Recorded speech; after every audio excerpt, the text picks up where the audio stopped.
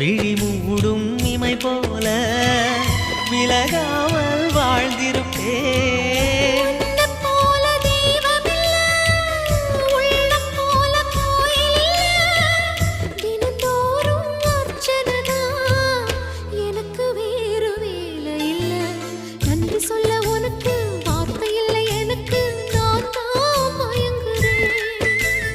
என்னுடைய மனச தந்துவிட்ட பிறகும் ஏம்மா கலங்குற?